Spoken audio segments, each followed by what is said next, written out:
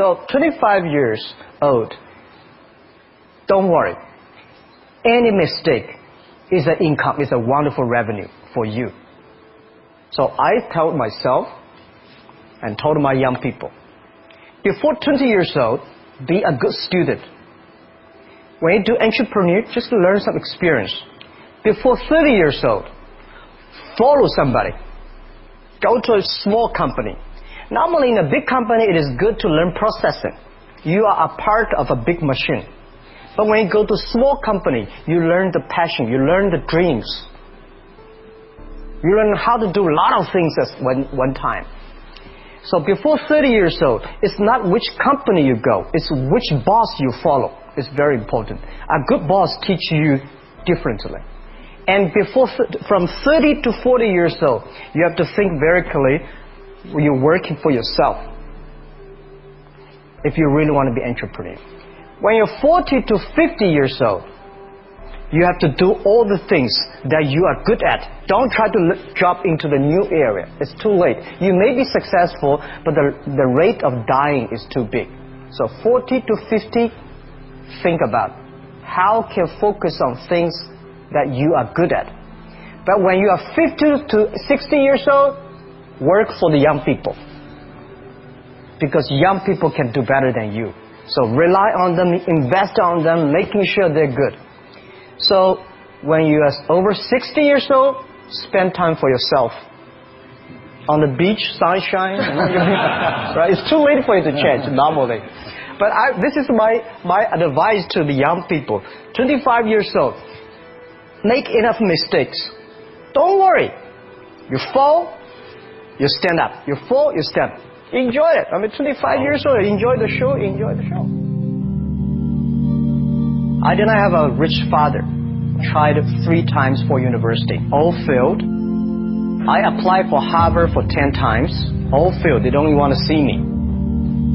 For the last time, I went to the teacher's college, which was considered the 3rd or 4th class of my city.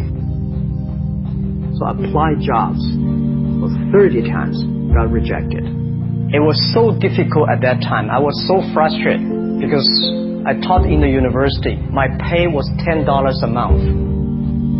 Because I could not find a good job. In 1994, discussed that I'm going to do something called internet. And 23 of them against it. They said, this is a stupid idea. We have never heard about internet. And you know nothing about computer. And I never thought I was smart. Nobody believed that I could be successful. Because everybody say, well, this guy think differently, think crazily. You know, they think about something that never worked. I tried to borrow $3,000 from the banks. It took me 3 months, but I still cannot get it. We talked to over 30 or 40 venture capitalists. Everybody said, no, forget it. A lot of people said Alibaba is a terrible model. As I said, I believe it. I think this thing could be big. I never thought it would be that big like today. But I believe that something is waiting for me there. And I have to work hard to prove myself. That was the tough experience. So we gathered $50,000 from 18 founders. We started. For the first 3 years, we did not have even $1 revenue from our business. It was not easy. Why it keeps going ahead, going forward? Because I received lots of email of thanks from the customer. They say, this is such a great thing. We cannot pay you, but this thing helped us. If you keep on helping us, one day you will be successful. And I believe this. Little by little, we build up our business. Little by little, we build up our ecosystem of the infrastructure. And now, after 16 years, we have an Alibaba Group, we have a Tmall Group, we have a Taobao Group, we have an Alipay. And people said, you are so smart. How could you make a company like that? Bill Gates, Warren Buffett, Jack Welch, Larry Page, Mark Zuckerberg. The difference between those people and other people, they are always optimistic for the future. They never complain. They always try to solve the problems of the others. When you are optimistic, it's always opportunity. People, same here today. Jeff, where is the opportunity? I don't have a job. I don't have this. I don't have that. We are at the best time of this century. The best assets you have is that you are young. Don't complain. Let the other people complain. The opportunity always lies where people complain. Think about how you can make things different. Is there anything I can do that makes the difference? And then when you think about this, start to do it. I saw a lot of people, young people, have fantastic ideas every evening. But in the morning, they go to the office again. Being an entrepreneur, you have to do the things before the other people do. You have to wake up before the other people wake up. You have to be more brave than the others. Use instinct. Everything you do is to the need of the customer. To everybody, to any person, tomorrow is new. Make the move. Make the action. Whether investors believe in this or not, whether your friends believe it or not, whether your parents believe it or not, that's not important. You believe it. Your team believe it. And work day and night on this. That's how the things happen. Make enough mistakes. You fall, you stand up. Any mistake is an income, is a wonderful revenue. Don't worry about the money. Money follow the people. People should follow the dreams. If you have a dream, just to go ahead. I think nobody can conquer the world. We only can serve the world. Either work for the others or work for yourself. And I choose the way work for myself. Working for myself, that means working for the society. If you really want to work for yourself, think about the others. Because only when the other people are successful, when the other people are happy, you will be successful, you will be happy. I think today people worry a lot about the world, about the economy, China, economy in the world. But I'm very optimistic. When people start to worry, that is the opportunity is. But I worry about the blood testing, and she created good things. And I think great innovations, great companies always happen in the tough times. Life's like the music. You have up, you have a down, you have a long, you have a short notes. And I like your American movie. Life is like a box of chocolate. You never know what you're going to get, right? So I'm pretty optimistic. The opportunity in the future for equality is huge, because in the last century, the IT is for big companies. The globalization is for big companies. But now with the technology, we can serve those 80% of the companies that never been served. We can serve the 80% of the young people that have never been served. Technology for internet is so cheap, so easy to use. One of the reasons why we grow in China e-commerce so fast, much faster than the USA, because our infrastructure of commerce in China was too bad. When it is too bad, something happens and goes. Today we are working on the rural areas of China. I can never imagine that China, about 800 million people still live in the rural areas, are farmers. And there are about close to 200 million people. Their income is less than $1 per day. And before the internet, it's impossible for these guys to reach the PC because it's so difficult. Even people like me, I don't know how to use a PC. But now 80% of the farmers, those people using mobile phones. When I have the mobile phones, the internet, the data, things change a lot. So I'm excited about the future. People always worry. That's I love the young kids sitting there and talking about the dream, the hopes. Because if they have the hope, we have the hope. That's what I believe. And let's just take what you do.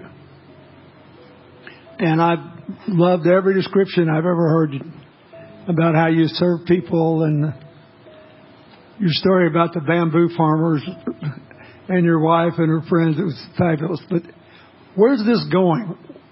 What are you going to do? What are your plans to maximize the use that people in remote rural areas of China can make of their cell phones besides ordering your projects? How are you going to get it? Are you going to get them in the banking system through cell phones? How? Well, we never know that we can grow so fast. The past 5 months, we covered 4,500 villages. And these people, normally they use in very traditional way. It took them like we went to a rural area. It took the farmers 2 hours to work to the downtown in the middle of the town and buy things. But today, because the mobile phone, and we can deliver things to their home, to their village within 72 hours. I remember last week I read a very interesting news. This is amazing. There is a girl, she told me a story. She said her grandfather, 92 years old birthday. And for his life, he always wanted to try one Western style food. But he lived in the rural areas. There's no such restaurant food. So she said, I tried on the internet, book a restaurant dinner for Western food, delivered to that village. And they finally immediately find one restaurant. There are 3 guys. They took like a 3 days bus from Shanghai to that village, made Italian spaghetti and beef for them for this 92 years old birthday. And whole village was excited. Everybody started, wow, we can order food, Western style food. So buying almost everything. And also we're helping. There are a lot of farmers. They plant a lot of apples, great apples. But 90% of the apples rotted because there's nobody buy them. They normally buy track. If you sell the apples, they sell whole track. And using the traditional way, they can sell by whole basket of the apples. But now, because of the internet, they sell by one. Each apple they sell $1. Or 1 RMB or 2 RMB for each. So the farmers will see using internet, they can buy and sell using the mobile phone. That changed their lives. And I think it's exciting. And people need examples when they see, my neighbor made money through online to selling things. My neighbor buy much interesting things online. People start to learn. And more people start to buy the mobile phones. We cannot make all the mobile factories to sell phones to them. Only they know the mobile phone really works, helping change their lives, they start to buy the mobile phones. Just one more question. Do you think this will make the current problems like the current problem in China less likely? That is, if we'll have more market information and the market will drive where the investment goes instead of the government trying to make judgments about, I better build another housing development or office development here, there, yonder, and you wound up with a bubble. If it comes from the bottom up, is it more likely that fewer bad things will happen? Yeah, I think the last week I was in Seattle discussing about the China economy. I think you American people worry too much about the China economy. Well, you see, every time when you start to worry about China goes better. Every time you think China's in problem, we'll get better. But when you have to say, you have a high expectation of China always a problem. Like parents have the expectation of the kids, are the same. But there's a big difference between American consumption because people say, the economy is bad, so China consumption will be good low. No, totally different. You Americans love to spend tomorrow's money. And the other people's money, maybe. Or maybe the children's money. We Chinese love to save money.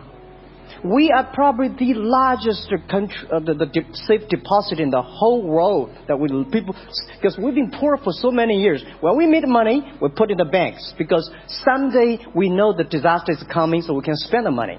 So when the economy is bad, we still have the money to spend. You guys probably don't. You worry. And the second thing is that China been focusing on developing for the past 30 years. China government so strong on investment, so strong on exporting, but they are too weak on the domestic consumptions. Domestic consumption is not driven by government; it's driven by entrepreneurship, driven by the market, not the government. So in the past 20 years, government is so strong. Now they're getting weak. It's our opportunity. It's our show time.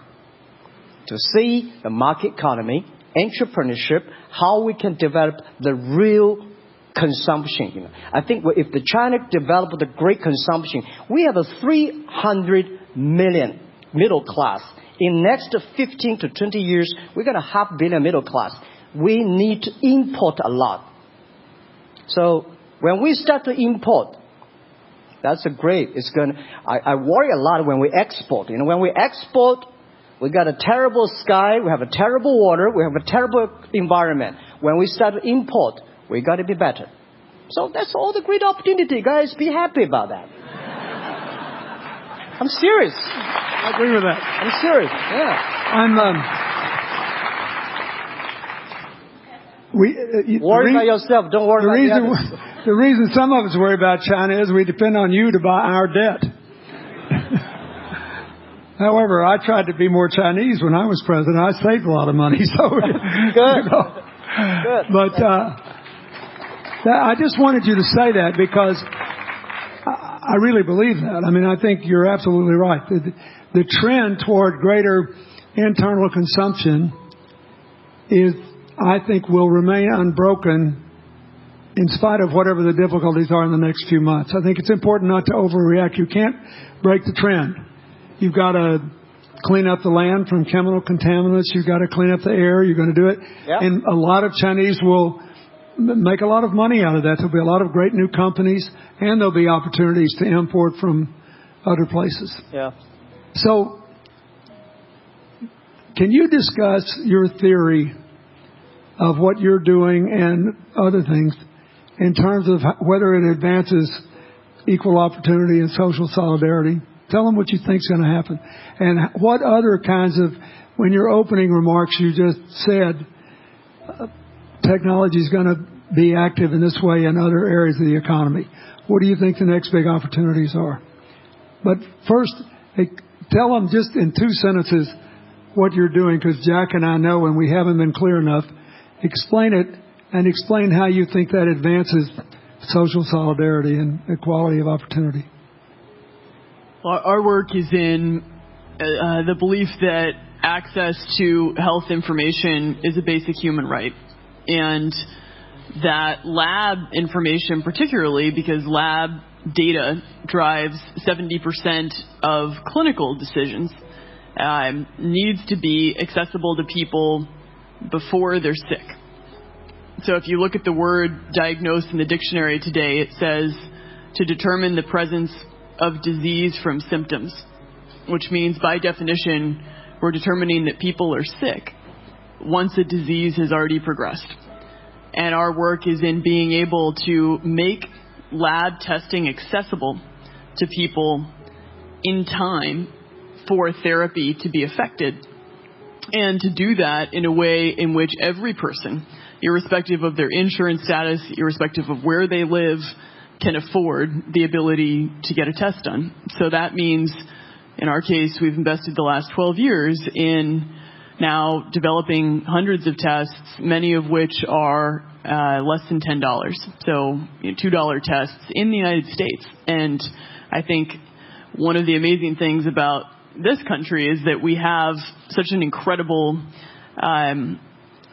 ecosystem for fueling creativity, and that creativity can create new markets. So in answer to your question about the market being able to conform itself to social good, I think the creativity that goes into creating new technologies creates new markets in and of themselves. And our basic belief is that those new markets come from empowering individuals and enfranchising individuals and trusting that individuals have the capability to engage with information, and in accessing that information, beginning to take control of their own outcomes and their own health outcomes, and in doing so, changing the way our healthcare system works.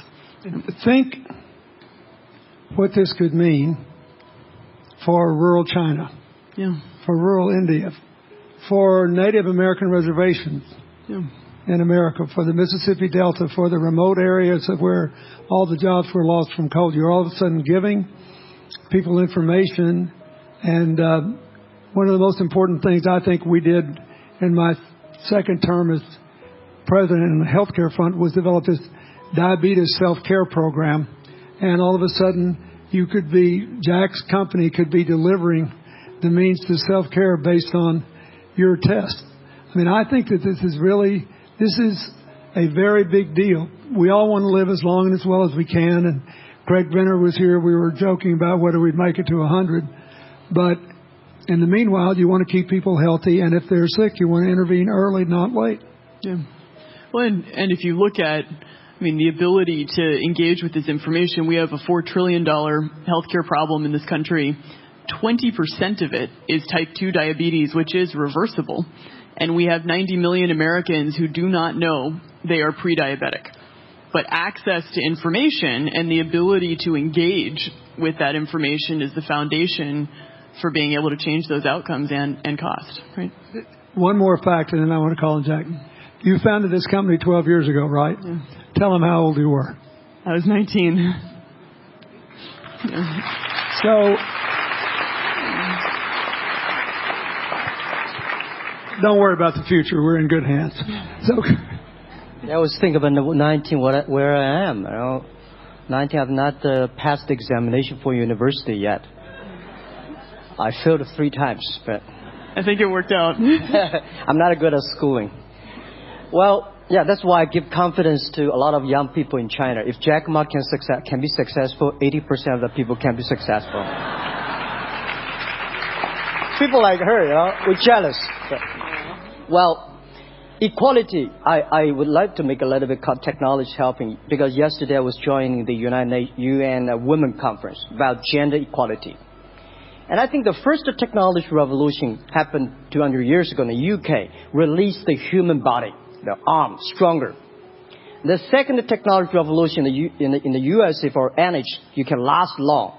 But this technology revolution released the brain.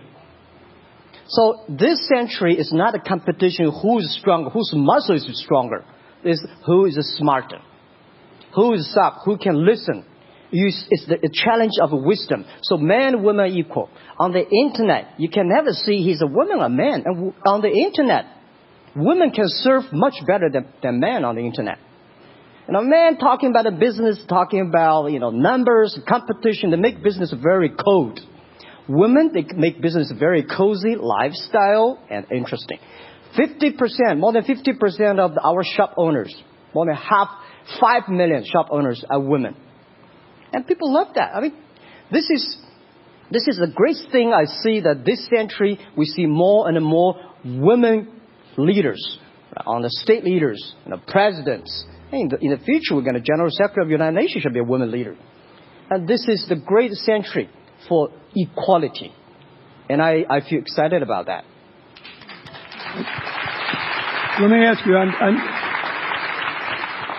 we're almost out of time, but one of the things that we haven't talked enough about here, not just here, but generally, is whether the leapfrogging we saw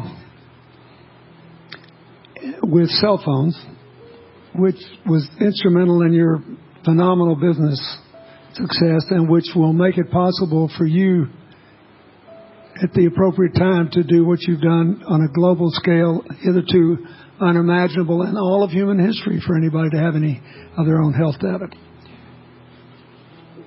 We've seen examples, but not the kind of dramatic penetration we need with energy and clean energy, and enough and in short enough time to avoid the worst consequences of climate change. So do you believe that, your country has done more than anybody else to try to put up solar panels, and some of your companies went broke because you overdid it, right? But beforehand, and you got to work out the phase out of the coal, the phase into the sun and all that.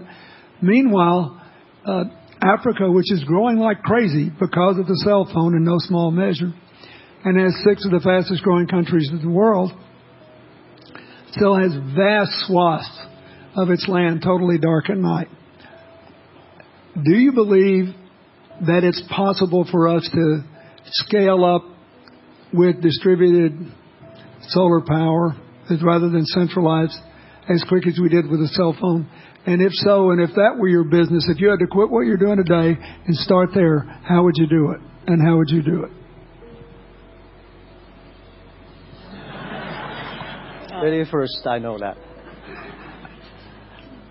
I'm such a huge believer in technology, and I think especially right now we're at an incredible time in terms of new technology and the ability to apply technology in a scalable way towards solving some of these problems. So I would look at it in the context of some of the renewable solutions that we already have, and in the context of empowering, connecting individuals with access to those solutions, and in the context of creating markets around them. I think that there's real opportunity to actually create an ecosystem in which people can financially benefit from these solutions, and I think that's going to drive an adoption. I think in developing economies, there's a revenue stream associated with that, and the more we can turn even already some of the technologies that we have into markets, the more that we can fuel, I believe, local growth and individual engagement in beginning to adopt some of these solutions.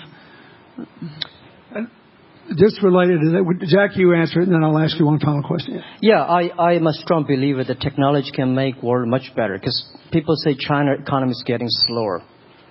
I'm happy about 7%, even 5%. Even 5% of the GDP of the number of China, of the second largest economy, is big enough. But you don't expect China to keep on growing 11%. Because like one human body, when you're 1.8 meters tall, you cannot keep on like a 10% grow every year. You have to grow the quality, your mind, the wisdom. So I think China needs new technology to solve these problems. And which today, the data, the clean technology, all these things that China is supposed to do, if we keep on the tradition, the old ways, we'll go nowhere. This is why I feel excited, because people ask me, what is your dream now? Because I never thought I would be today. I can sit here talking to president. I'm like a guy, on the street, and like failed 3 times for university, 5 times for high key schools. I applied for 10 times in Harvard school, all rejected. I never thought, because of the technology, because the internet give me this opportunity. So I think when I retire, I don't want the Chinese people have a terrible water to drink, unsafe food, and the money we make all spent in the hospital. That's disaster. So how we can use in the technology to enable young people. The great chance of this world, don't worry about it. We got 1.4 billion people who were born in 1980s. They are the people of the internet times. They are going to have new ways to solve the world problems. The things you are worried about today, they can solve it. And human beings have these kind of worries for centuries. And young people can always solve it. And today, when you have a right direction, clean energy, the climate change, all these issues, they will be solved, and these are the great opportunities ahead of us. Anything else? I agree with that. I think the more we can enfranchise people, the more we can create ecosystems in which individuals are empowered, the more we give rights to individuals to be able to build businesses, to be able to pursue the economic benefit of technologies, the more you see these markets change. Before they leave the stage, I want you to look at them. And I want you to think about the time we have had to spend here dealing with the refugee problems in Syria and Lebanon. Stand up, Elias. This is my friend Elias Bousab. He's the education minister in Lebanon. He's got to educate all these kids. And so he left a miracle that very much reflects the lives that Elizabeth and Jack have lived. He was in a very responsible position at the American University of Dubai. They started bringing American scholars over there to live in an Arabic culture. He did all these wonderful things. Lebanon got in trouble. He went home to save his country. What is the difference? How much more could he and every smart Lebanese person do if they could focus on these things? And why can he not? because the place is dominated by people who think their differences are more important than their common humanity and their common challenges. You cannot imagine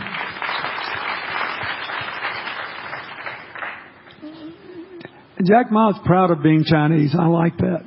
He never hid it. He's happy about it. I'm proud to be a global citizen too. Yeah. And I imagine Elizabeth's proud to be a blonde-haired, blue-eyed American techno whiz from Northern California. Yes.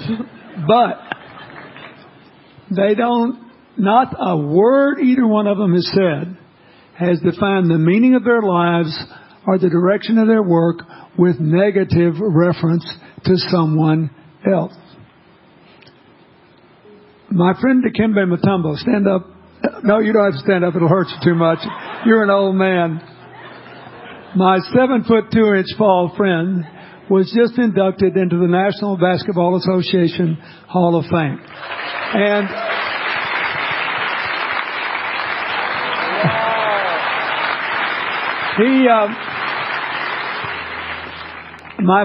my whole family loves him. And I have seen how much he has given back to his native country, Congo, which has been so troubled. I've known him a long time. We both went to Georgetown University. I did before he was born, I think. I've never heard him say a resentful thing about anybody. I have seen him give and give and give and try to give the people in his native land opportunities. Why am I telling you this? He's had a good life because he never defined his life with negative reference to anybody else. He never begrudged anybody else's success. And he thought he had an obligation to help other people. I'm telling you, we are back in a time of collective